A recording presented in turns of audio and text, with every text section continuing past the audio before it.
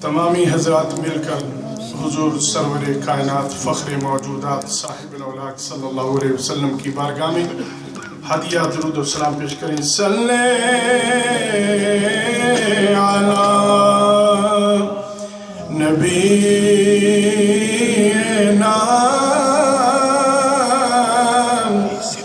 صلی علی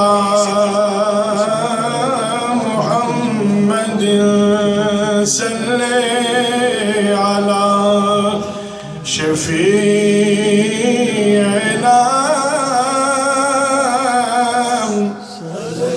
صلی علی محمد صلی علی کریمنا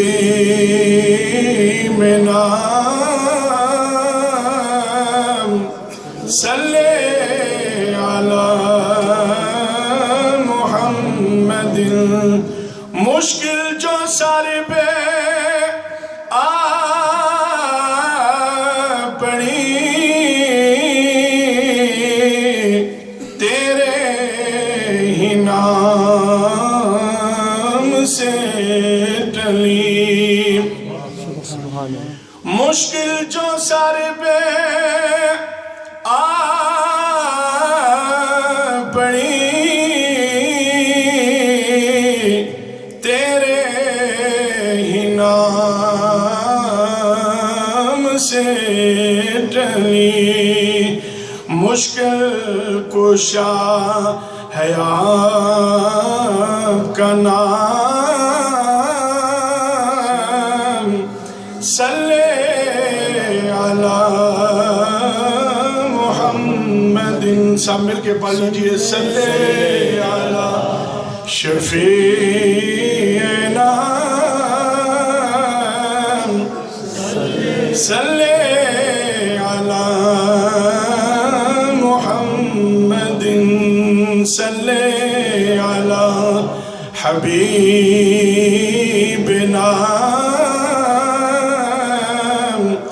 صلی علی. اللہ تبارک و تعالیٰ کی حمد و ثنا کے بعد لامحدود درود و سلام نبی آخر الزمان حضرت محمد مصطفیٰ صلی اللہ علیہ وسلم کی بارگاہ میں نہایت ہی واجب الاحترام معزز خواتین و حضرات. گزشتہ سے پیوستہ جمعۃ المبارک سے اسی آیہ کریمہ کے تحت آپ حضرات کے سامنے عرض کر رہا ہوں اور آج بھی اسی آیہ کریمہ کو عنوان گفتگو بنایا ہے.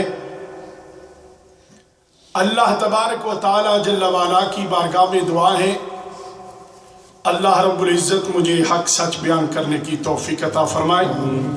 اسے سن کر ہم سب کو اس پہ عمل کرنے کی توفیق عطا فرمائے.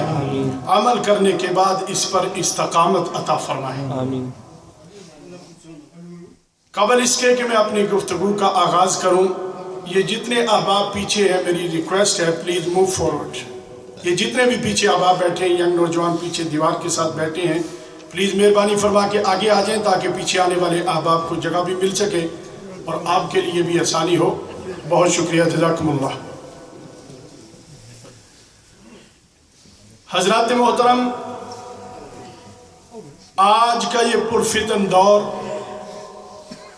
جدید دور، جس کے اندر سائنس بہت زیادہ ترقی کر رہی ہے اور جہاں پر سائنس کے ترقی کرنے پر کئی ایک فیسلٹیز ہمیں ملتی ہیں، کئی ایک فائدے بھی ہوتے ہیں، وہاں پر اس کے ساتھ ہی ساتھ اس کے نقصانات بھی ہوتے ہیں. بالخصوص جس ملک کے اندر ہم رہ رہے ہیں، اس ملک کے اندر اشد ضرورت ہے اس بات کی کہ ہم اپنے آپ کو بھی اس ماحول سے بچا کے رکھیں اور اپنے اہل و عیال کو بھی، اپنے گھر والوں کو بھی، اپنے بچوں کو بھی، کیونکہ یہاں پر قدم قدم پر بے حیائی ہے، اور اس ملک کے اندر اسی کو ہدایت ملتی ہے جس کو اللہ دیتا ہے۔ یوں تو اللہ تعالیٰ ہی ہدایت دیتا ہے، اس میں کوئی شک والی بات نہیں، لیکن کہیں پر یہ ہوتا ہے کہ اساتذہ سمجھاتے ہیں، پیر و مرشد سمجھاتے ہیں، اہل محلہ سمجھاتے ہیں، اگر کوئی بچہ غلط کام کر رہا ہے تو اس کے دوست و احباب اس کو موٹیویٹ کرتے ہیں، اس کو بتاتے ہیں بھئی تم یہ غلط کر رہے ہو، یہ کام غلط ہے، یہ اچھا ہے، اس طرح نہیں کرنا چاہیے۔ لیکن یہاں آزاد ماحول ہے، آزاد کنٹری میں ہم رہ رہے ہیں، جس کا جو جی چاہے وہ کرے، یہی بات ہے نا، کوئی روکنے والا نہیں، چاہے اس کے پیرنٹس ہوں، ماں باپ ہوں، استاد ہوں، ہاں ان کو آپ سمجھا سکتے ہیں، کہہ سکتے ہیں کہنے کی حد تک، لیکن اس سے زیادہ نہیں کر سکتے۔ ظاہر ہے اس ملک کا اپنا قانون ہے، اور اسلام کی روح کے مطابق شرعی طور پر جس بھی ملک میں آپ رہ رہے ہیں اس ملک کے قانون کا ادب کرنا، احترام کرنا یہ ضروری ہے، یہ ہمارا اسلام ہمیں سکھاتا ہے۔ لیکن اس کے ساتھ ہی ساتھ اگر کوئی ایسا سمجھتا ہے کہ ایسا ملک ہے جہاں پر اس کے ایمان کو خطرہ ہے، جہاں پر اس کے ایمان کو خطرہ ہے، تو پھر اس کے لیے حکم یہ ہوتا ہے کہ وہ ہجرت کر جائے اپنے ایمان کی حفاظت کے لیے۔ قرآن و احادیث کے اندر بے شمار ایسی مثالیں موجود ہیں۔ تو بہرحال عرض یہ کرنا چاہتا ہوں کہ ہمیں اپنے بچوں کی تربیت خود کرنی ہے۔ اگر آپ یہ سمجھیں کہ میرا بچہ باہر جائے گا، دوست سمجھائیں گے، یہاں وہ ماحول نہیں، بہت کم دیکھنے میں آئے گا ایسا ماحول، تو اس لیے ہر ماں باپ نے، ہر والدین نے اپنے بچوں کی ذمہ داری خود اٹھانی ہے اور ان کو خود کو لائن پر ڈالنا ہے۔ تو ماں باپ بچوں کو تبھی لائن پر ڈالیں گے جب وہ خود لائن پر ہوں گے۔ اگر ماں باپ خود صحیح راستے پر ہیں تو وہ اولاد کو بھی کہہ سکتے ہیں، اولاد کو بھی بتا سکتے ہیں۔ تو اگر خدا نخواستہ کسی کے ماں باپ خود لائن پر نہیں ہیں، یعنی سیدھی راہ پر نہیں ہیں، تو وہ بچوں کو کیا کہیں گے؟ اگر کہیں گے تو اثر نہیں ہوگا، کیونکہ یہاں تو بچے فوراً بول پڑتے ہیں کہ جناب آپ تو نماز پڑھتے نہیں، ہمیں نماز کے لیے کہہ رہے ہیں، آپ قرآن پڑھتے نہیں، ہمیں قرآن کے لیے کہہ رہے ہیں آپ۔ تو اس لیے سب سے پہلے ہم نے خود اپنے بچوں کے سامنے ایک ایگزامپل پیش کرنا ہے، ایک نمونہ پیش کرنا ہے۔ ان کے سامنے ہم نے بتانا ہے ان کو کہ زندگی گزارنے کا طریقہ کیا ہے۔ اگر ماں باپ بھی اپنے بچوں کو نہیں بتائیں گے تو پھر باہر تو کوئی نہیں بتائے گا۔ اس لیے ہر ماں باپ کو، اور دیکھیے قرآن مجید فرقان حمید میں اللہ تبارک و تعالی ایمان والوں کو مخاطب کر کے فرما رہا ہے کہ اے ایمان والو، قرآن مجید فرقان حمید، اللہ تبارک و تعالی جل وعلا کا ارشاد ہوتا ہے، یا ایھا الذین آمنوا قوا انفسکم واہلیکم نارا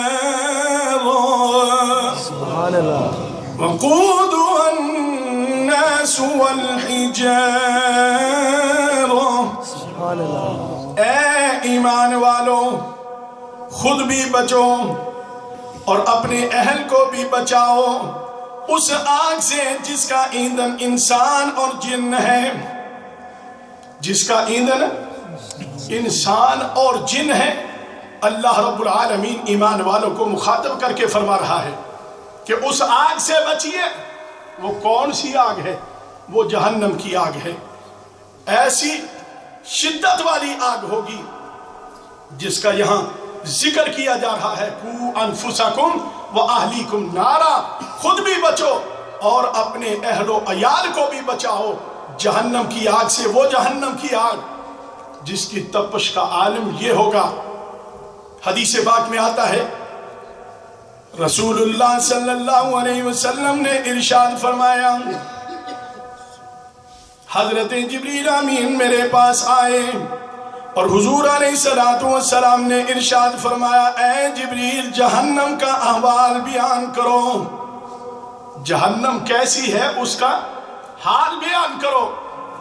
حضرت جبریل امین نے عرض کیا، یا رسول اللہ صلی اللہ علیہ وسلم، اللہ تبارک و تعالی نے جب جہنم کو بنایا، دوزخ کو بنایا، 1000 سال تک اس میں آگ جلائی گئی، اس کو بھڑکایا گیا، گرم کیا گیا، 1000 سال تک اس کو تپایا گیا، اس کا رنگ سرخ ہو گیا۔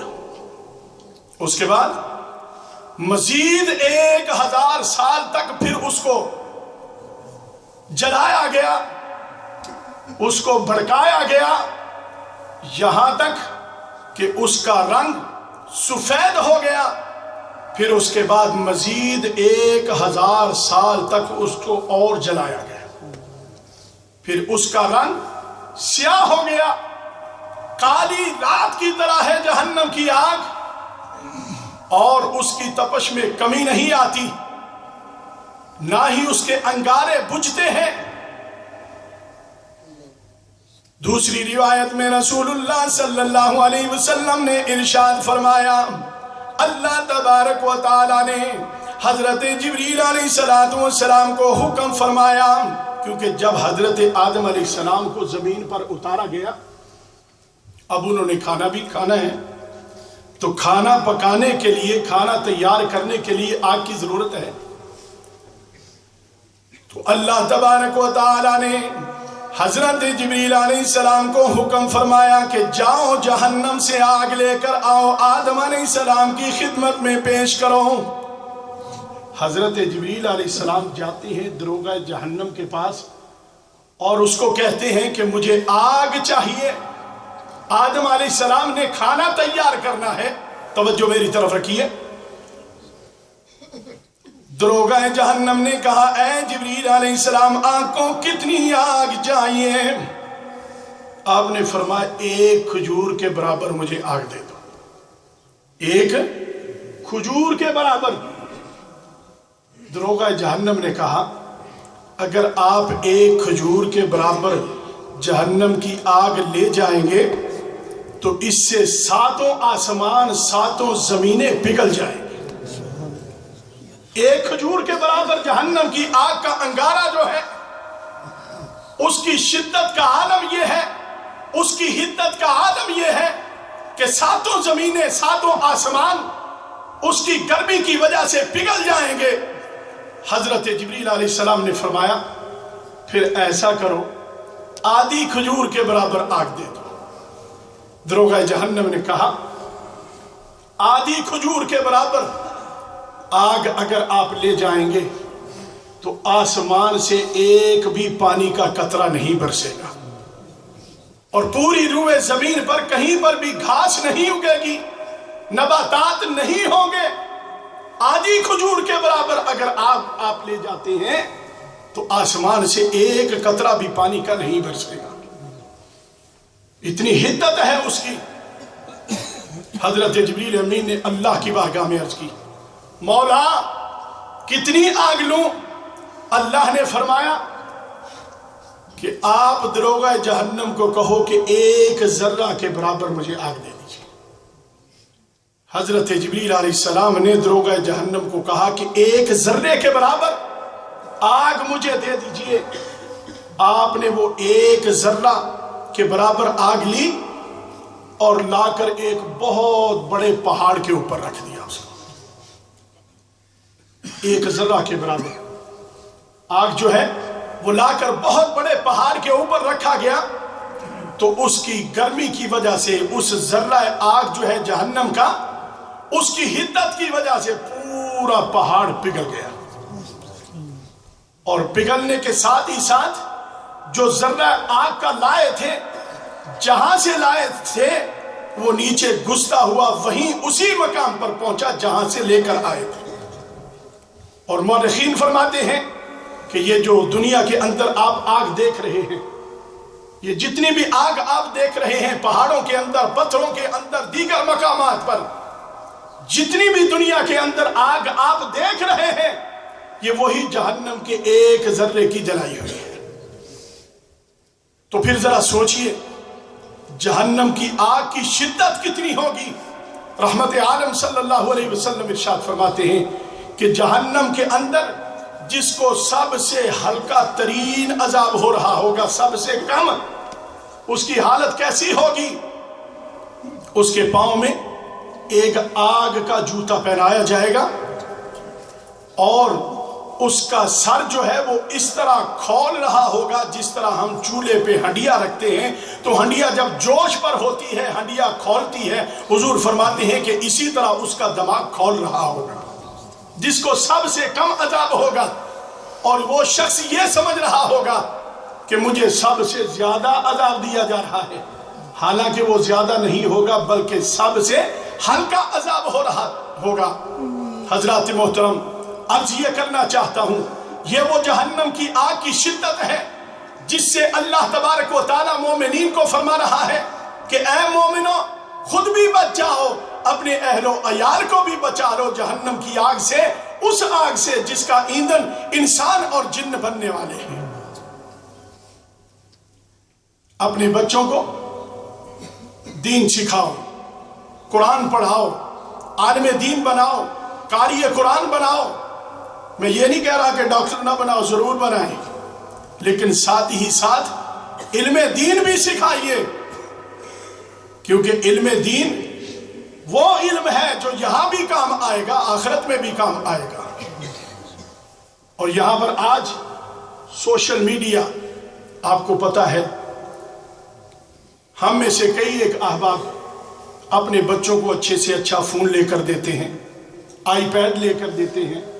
ہمارے بچوں نے کام کرنا ہے، جی فلاں کے بچے کے پاس اتنا اچھا فون ہے، میں کیوں نہ لے کر دوں، ہم لے کر دیتے ہیں۔ لیکن آپ کو یہ بھی علم ہونا چاہیے کہ اس کے نقصانات کیا ہوتے ہیں۔ بچے تو بچے ہیں، نہ سمجھ ہیں، ان کی عمریں ایسی ہیں، بالخصوص ٹین ایجز، یہ جو ایج ہوتی ہے نہ سمجھ ہوتی ہے، اور شیطان ہر بندے کے ساتھ ہے۔ اس لیے آپ کو اگر آپ نے آئی پیڈ لے کر دیا ہے تو یہ بھی خیال رکھیں کہ جب وہ کام کرتے ہیں، سکول کے لیے، کالج کے لیے کام کرتے ہیں، تو اپنی روم میں جا کر کام نہ کریں، بلکہ آپ جہاں پر سارے لوگ گھر والے بیٹھے ہوئے ہیں وہاں پر وہ کام کریں۔ کوشش کیجئے، کیونکہ جب آپ یہ خیال نہیں رکھ سکتے تو پھر آپ فون ان کو مت لے کر دیجئے۔ اس کی وجہ یہ ہے کہ بہت سے ایسے شواہد ملے ہیں، بہت سے ایسے کیسز سامنے آئے ہیں کہ جو بچے ہیں ٹین ایجز، وہ ان کا غلط استعمال کرتے ہیں، اور غلط استعمال کرتے کرتے وہ کہاں کے کہاں پہنچ جاتے ہیں۔ ابھی میں نیوز میں دیکھ رہا تھا کہ پاکستان میں ایک بچہ ہے 13-14 سال کا، انٹرنیٹ پر کسی کے ساتھ دوستی ہوئی، اور دوستی ہوتے ہوتے ملاقات، اور اس کے ساتھ ملاقات ہونے لگی۔ آخر ایک دن ملاقات کے لیے بچہ گیا تو انہوں نے وہاں سے اغوا کر لیا۔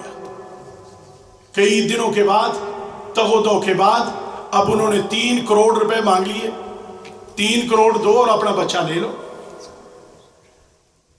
تو پھر کیونکہ وہ عام آدمی نہیں تھے جن کا بچہ تھا، وہ بڑے بااثر لوگ تھے، اور پولیس گئی وہاں پر، تقریباً 5 بندے جو ہیں وہ قتل ہوئے، وہاں پر فائرنگ ہوئی، پولیس کے لوگ زخمی ہوئے، دوسرے لوگ مارے گئے۔ پھر وہ بچے کو بازیاب کروا کر لائے۔ اس کی والدہ رو رہی تھی کہ خدا را اپنے بچوں کو بچائیے، اپنے بچوں کو سوشل میڈیا سے بچائیے، جہاں پر اس کا صحیح استعمال کرنے سے فائدہ ہوتا ہے، فائدہ کم ہو رہا ہے، نقصان زیادہ ہو رہا ہے۔ تو اس کا خیال ماں باپ کو رکھنا ہے، اس کی طرف توجہ ماں باپ نے رکھنی ہے۔ ہمارے بچے اور بچیاں کس طرف جا رہے ہیں، ہم نے ان کی اچھی تربیت کرنی ہے، ہم نے ان کو قرآن سکھانا ہے، ہم نے ان کو اسلام کے بیسک مسائل بتانے ہیں، اور ان کو زندگی گزارنے کا طریقہ اور سلیقہ بتانا ہے۔ ہمیں ان کے سامنے نمونہ بننا ہے، اپنی زندگی کو پیش کرنا ہے کہ اس طرح سے زندگی گزارنی ہے۔ سچی بات جو ہے وہ کڑوی ہوتی ہے، وہ کڑوی لگتی ہے، لیکن حقیقت بات ہے۔ مثال کے طور پر کسی بندے کا دل نہیں کرتا دوائی کھانے کے لیے، دوائی کڑوی ہوتی ہے نا، کوئی شوق سے نہیں کھاتا، لیکن وہ کھانی پڑتی ہے۔ کس لیے؟ اس لیے کہ علاج ہو رہا ہے۔ بندہ دوائی کھائے گا تو ٹھیک ہوگا نا۔ اس لیے کڑوی باتیں سن کر ان کو برداشت کیجیے اور ان کو سمجھیے۔ اپنے بچوں کو جو ہے ان کا خیال رکھیے، اچھی سوسائٹی میں بھیجیے۔ جب آپ اچھی سوسائٹی میں اپنے بچوں کو بھیجیں گے، اچھی صحبت میں اپنے بچوں کو بھیجیں گے، تو پھر یقین جانیے کہ آپ کے بچے اچھے بچے ثابت ہوں گے۔ اس لیے کیونکہ بری سوسائٹی میں بچہ جائے گا، اگر اچھا بھی ہوگا تو ایک نہ ایک دن بری سوسائٹی کی وجہ سے اس پر جو ہے وہ اثر ہو جائے گا۔ اس لیے آپ نے اپنے بچوں کو بری سوسائٹی سے بچانا ہے، اچھی سوسائٹی میں بھیجنا ہے، اچھے لوگوں کے پاس بٹھانا ہے، اچھے لوگوں کی صحبت میں ان کو بٹھانا ہے۔ جب بچے اچھے لوگوں کے پاس بیٹھیں گے، اچھے اور نیک صالح لوگوں کے پاس بیٹھیں گے، تو ان کو اچھی بات ملے گی، اچھا سیکھنے کو ملے گا۔ تو جب آپ بری صحبت میں بچوں کو بھیجیں گے، بعض اوقات ہم جانتے ہوئے بھی اپنے بچوں کو نہیں سمجھاتے، پتہ ہوتا ہے لیکن ہم کہتے ہیں کوئی نہیں جی ٹھیک ہو جائیں گے، لیکن وہ پھر ٹھیک ہونے والی بات نہیں ہوتی، وہ بات بہت دور نکل جاتی ہے۔ اس لیے اپنے بچوں کو، اپنے آپ کو، خود کو، کیونکہ اللہ تبارک و تعالیٰ نے پہلے ایمان والوں کو خود کو فرمایا ہے اپنے آپ کو بھی بچاؤ، اپنے اہل و عیال کو بھی بچاؤ اس آگ سے جس کا ایندھن انسان اور جن بننے والے ہیں۔ حضرات محترم، اپنے بچوں اور بچیوں کے لیے نمونہ پیش کیجئے۔ ان کے سامنے جب نماز پڑھتے ہیں، مثال کے طور پر ہم مسجد میں آ کر نماز پڑھتے ہیں، سنتیں گھر میں ادا کیجئے تاکہ بچوں کو بھی پتہ چلے نماز پڑھ رہے ہیں میرے پیرنٹس۔ اسی طرح سے قرآن کی تلاوت کیجئے۔ جس گھر میں، جس جگہ پر قرآن کی تلاوت ہوتی ہے، اللہ کی رحمتوں کا نزول ہوتا ہے۔ اس لیے بچوں کے سامنے ایگزامپل پیش کیجئے، ایک نمونہ پیش کیجئے۔ جب آپ خود قرآن کی تلاوت کریں گے، یہاں بچوں کی عادت ہوتی ہے وہ کاپی بہت کرتے ہیں، اگر آپ نماز پڑھیں گے تو وہ بھی آپ کے ساتھ چھوٹے چھوٹے بچے کھڑے ہو جائیں گے۔ اس لیے ہم نے اپنے بچوں کو ان کی اچھی تربیت کرنی ہے۔ حضور میاں صاحب رحمت اللہ تعالیٰ علیہ کا شعر مجھے یاد آ گیا۔ حضرت میاں صاحب رحمت اللہ تعالیٰ علیہ کیا فرماتے ہیں کہ صحبت بریاں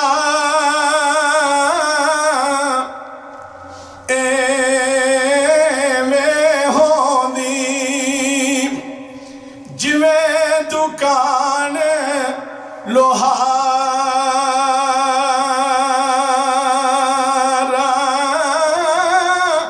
کپڑے پاویں کنج کنج بئیے تے چنگا پین ہزارا،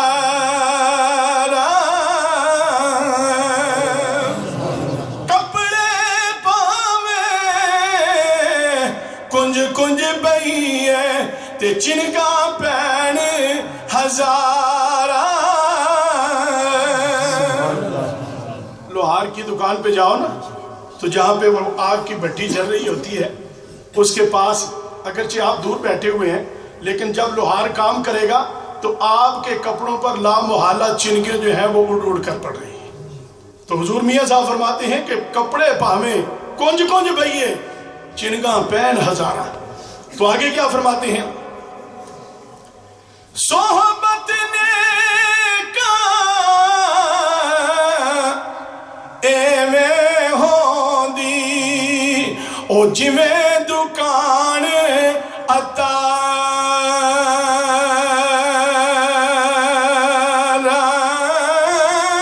سودا پاویں مول نہ لئیے تے ہلے یون ہزارہ۔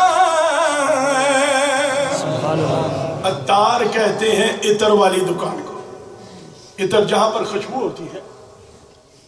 عطر والی دکان میں داخل ہو جائیں، آپ کچھ لیں یا نہ لیں، لیکن آپ سے بھی خوشبوؤں کے حلے آنے شروع ہو جائیں گے، کیونکہ آپ خوشبو والی دکان میں بیٹھے ہیں۔ جب آپ خوشبو والی دکان میں داخل ہوں گے آپ کا دماغ معطر ہو جائے خوشبو کے ساتھ، کیوں خوشبو والی دکان میں بیٹھے ہیں۔ تو میاں صاحب رحمت اللہ تعالیٰ علیہ نے بڑی خوبصورت مثال دی ہے کہ صحبت نیکاں ایویں ہوندی جویں دکان اتارا،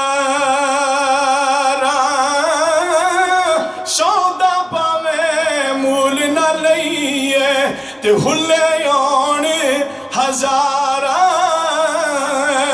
تے فضل تیرے نالی لوئے تر دے تے سنگ پٹیاں نال رل کے، کتے جنت او جان محمد ولیاں دے سنگ رل کے، او کتے جنت